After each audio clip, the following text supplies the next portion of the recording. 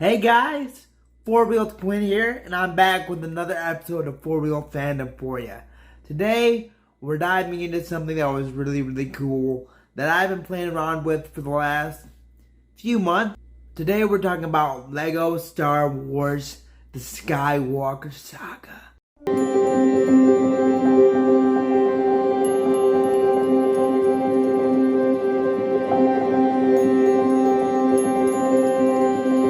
Now, as some of you know, I'm a huge Star Wars fan, and that goes way back to childhood, watching the old movies with my dad growing up, going to see the prequels in the theaters, and man, this game did not disappoint. I myself, when it comes to the Disney trilogy, I'm indifferent. I think they're fine, but they're not necessarily necessary.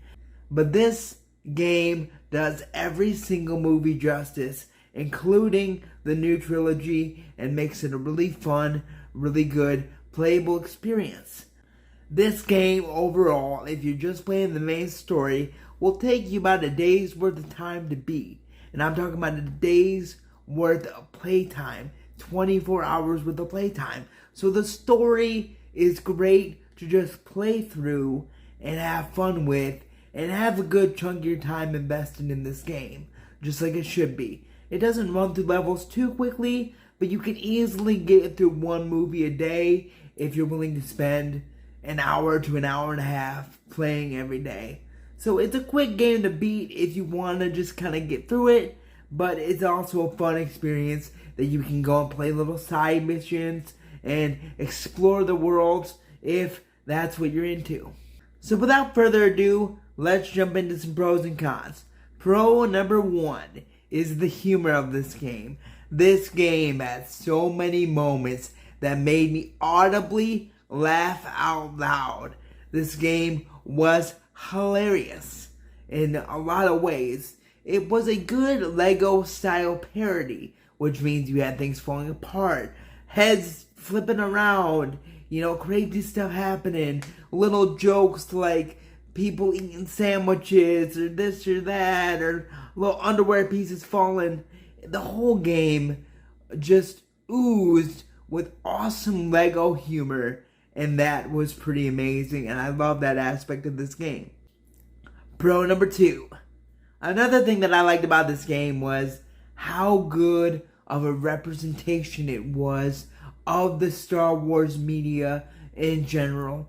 We never really got a fair shake at a lot of these movies as games growing up. We had the ones that were produced as the prequels were coming out.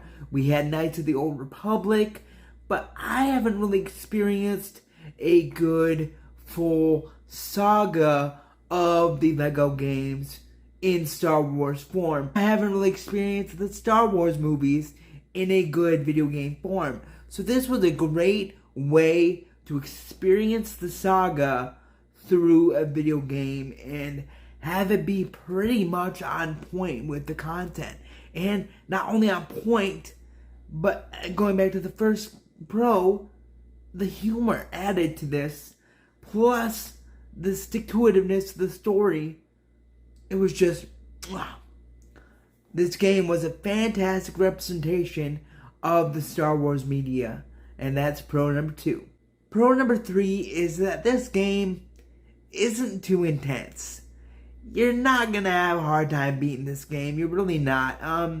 It's really, as far as the content, it's kind of designed for kids in a way that, the gameplay is pretty hard to mess up on.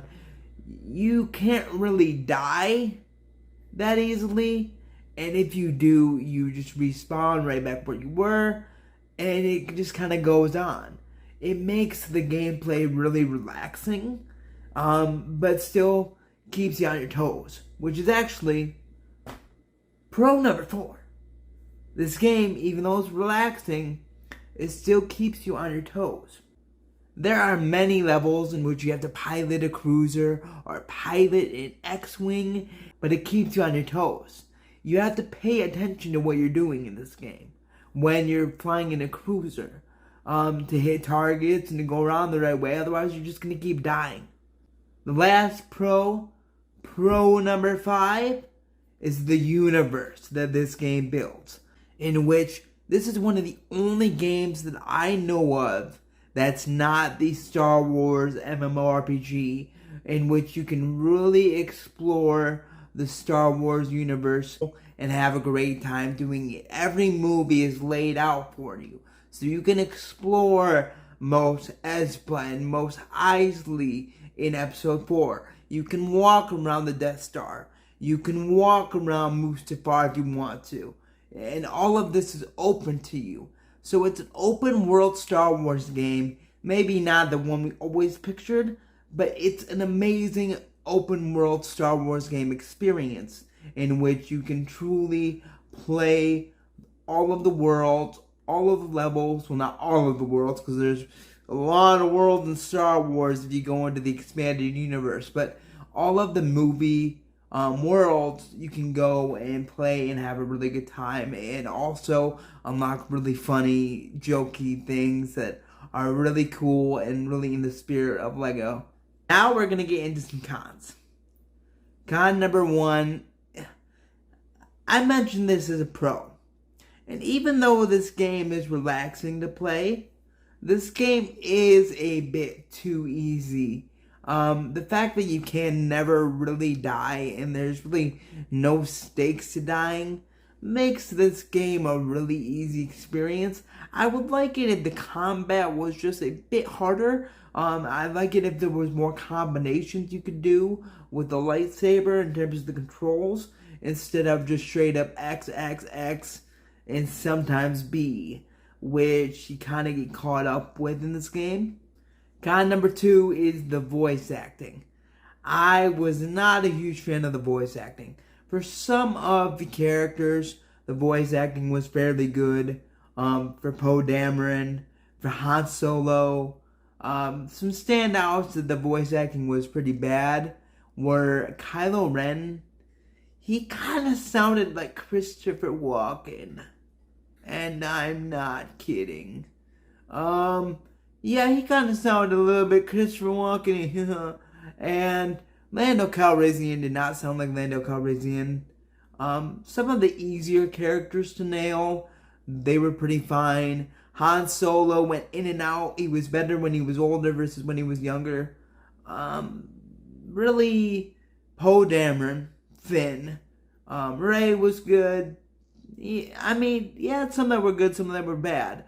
But some of the ones that were harder to nail, like a Mark Hamill, Luke Skywalker, and Kylo Ren, yeah, they were a bit lackluster. Especially Kylo Ren. Like, every time he talked, it bothered me.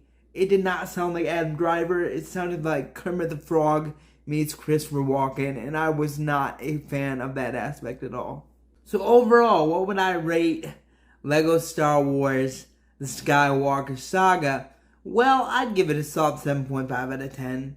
Overall, I love this game and I love the experience I got with it. There were a few nitpicks here and there, and it wasn't quite up to the challenge-worthy aspect of the game.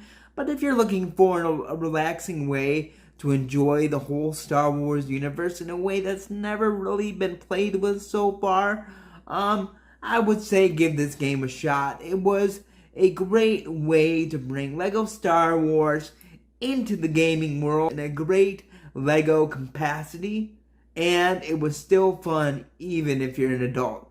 I think almost especially if you're an adult. So overall, I would recommend this game for sure. Well, there you have it.